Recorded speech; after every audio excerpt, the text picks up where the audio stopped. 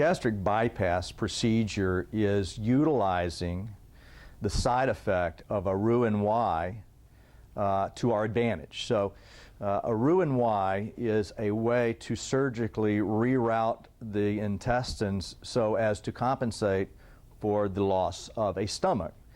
For instance, with severe ulcer disease or gastric cancer, when the stomach had to be surgically removed, there had to be a way to reestablish continuity in the GI tract. And a side effect of that was a loss of appetite and a great deal of difficulty in keeping the weight on patients who were already thin to begin with.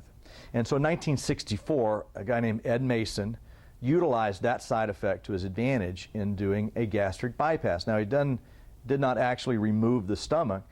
He partitioned the stomach into a very small upper pouch of about 15 cc's or 1 tablespoon in volume, and then rerouted the small intestine directly to that pouch. So the operation actually worked in 4 main ways. It was primarily a gastric restrictive procedure, so that an individual could comfortably eat a tablespoon of solid food at a time. The important thing to understand is it provided fullness and satisfaction, which is something some of the other operations did not provide. It prevented many of those calories from being absorbed because the first part of the Y had calories but no digestive enzymes to speak of. The other arm of the Y contained all the digestive enzymes. So it was not until those 2 limbs of small intestines rejoined downstream that absorption of calories actually began to take place. So there was a malabsorptive component to it. The pouch has a very small opening into the small intestine, so it held that solid food in the pouch for a long period of time, so people felt full and satisfied for a long period of time. Fourthly, beside the side effect of no appetite for a long period of time, is a side effect called dumping syndrome. Now, this is a physiologic syndrome that is characterized by a rapid heart rate, paleness, sweating, shakiness, often severe diarrhea, and it's caused by the presence of concentrated carbohydrates in the small intestine. And this best example of this is like cheesecake, pie fillings, cake toppings, molasses, syrups, candy, chocolate, that sort of thing. So it's not a life-threatening syndrome, but it's a very potent negative feedback mechanism to use in people who need to lose weight and probably were not eating the appropriate foods to achieve that goal. So it's a very potent negative feedback mechanism. The qualifications for gastric bypass in terms of weight are the same as any other procedure we might consider, which is a body mass index of 35 or greater to qualify for gastric bypass.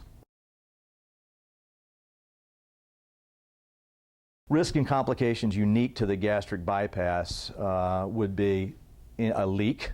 Now, anytime you're using a stapler or sewing 2 pieces of intestine together, there is the possible complication of a leak at that connection point or anastomosis. One complication unique to gastric bypass would be a stenosis or an abnormal narrowing of the anastomosis or connection between the new stomach pouch and the small intestine.